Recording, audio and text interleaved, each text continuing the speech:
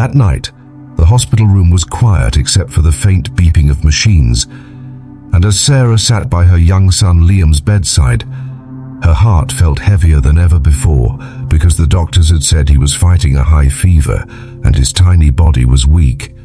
But no medicine seemed to calm him, and while nurses came and went checking his vitals, Sarah felt helpless watching her child struggle.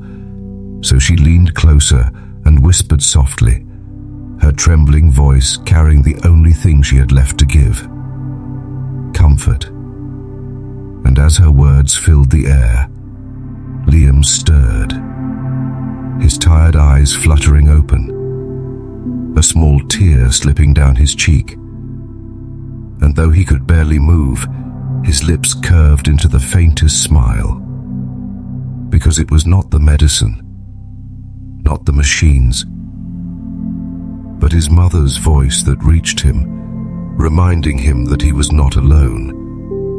And in that fragile moment, Sarah remembered how every time Liam had fallen as a toddler, scraped his knee, or cried in the dark, it was her voice that had calmed him, her lullabies that had soothed him into dreams, her gentle words that had given him courage. And now once again, when the world seemed unbearable, it was that same voice that gave him strength.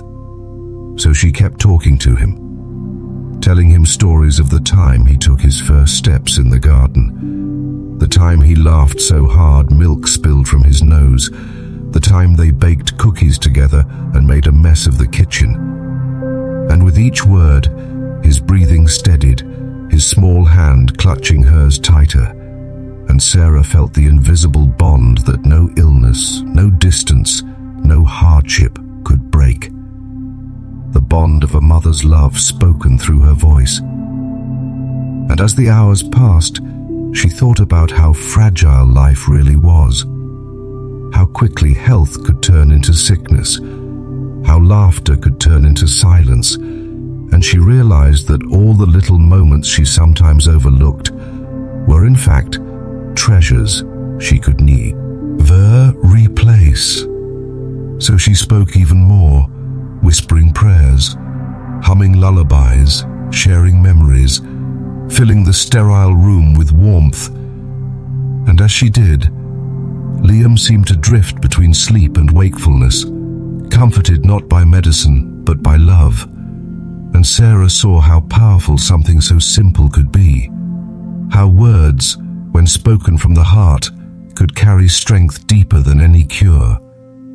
And when dawn began to break, the first rays of sunlight creeping through the blinds, Liam's fever slowly began to drop, his forehead cooling under her gentle hand.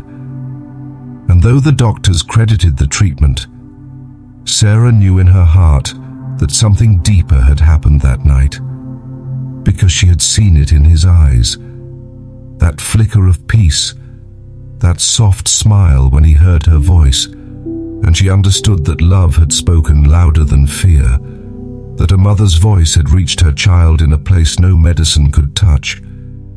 And as she sat back, exhausted yet grateful, watching him drift into a peaceful sleep, she thought about how often in life we underestimate the power of our own voice, how often we stay silent when we should speak comfort, how often we withhold words of love thinking there will be another chance. And she realized that every time she had soothed Liam with her lullabies, every time she had encouraged him when he was scared, every time she had said, "I love you," when he needed it most, those words had built a foundation inside him, a reminder that he was never alone. And now, in his weakest moment, that foundation held strong, carrying him through the night.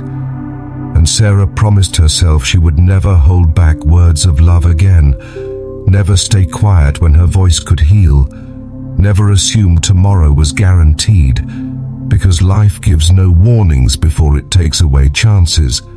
And sometimes what we don't say becomes the heaviest regret.